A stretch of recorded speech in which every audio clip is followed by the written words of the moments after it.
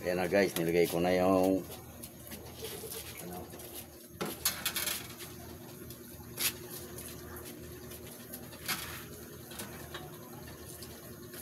yung pansit ba to?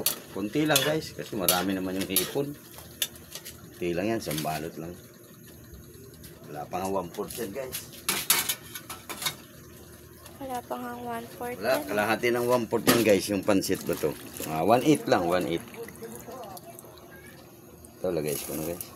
Kasi madali naman ano. Saka ayaw ko ng half cook na yung ano, gulay. Kasi yung ngipin ko, yung bagang ko, mahina na. Kahit gulay, pag half cook, makagat ng bagang ko na iniinda ko na yung ano, yung ngipin. Hindi naman ako binubunutan dahil senior. Ayaw akong bunutan ng dentista. Ayan guys.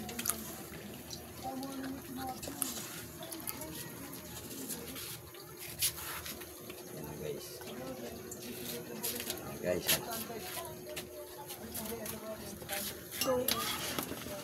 Ayan na guys, hinalo ko na. Hindi na napansin guys yung pansit. Gawa ng marami yung ano, marami din yung gulay guys. Ayan. Sarap. Masarap talaga yan kasi ano, hipon lang yan guys. Hinawag ko, hindi na ako nagsahog ng karne. Gawa ng kaluluto lang namin ng ano, pata. Kaya ito naman, hipon na lang, wala nang ibang sahog. Dapat may ano to eh, atay ng manok, kaya giniling.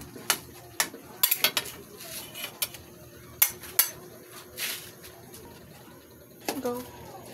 Guys, paluto na to guys. Yan. Tulad nung sinabi ko guys, dati pag nagluto ako ng may mga repolyo ganyan o ano gulay, maghalo ganito. Gusto ko dati half cook lang. Pero ngayon hindi na ako nag-half cook. Gawa na yung ngipin ko. Yung bagang ko mahina na. Pero yung harap, okay pa. Yung bagang lang. Kaya hindi ko na hina-half cook guys yung gulay. Tulad yan. Hindi na half cook yan. Medyo may sabaw-sabaw lang guys. Kasi sisip-sipin pa yung sabaw na yan ng pansit. Yan, luto na yan guys. Ayan, ayan guys, oh. Ayan. Okay na guys, oh. Ayan na, ang kakainin namin ngayong gabi. Kasi gabi naman, okay na yan. Pag gabi, hindi na kailangan magkarne. Okay, bye bye guys. Gandang gabi sa inyo.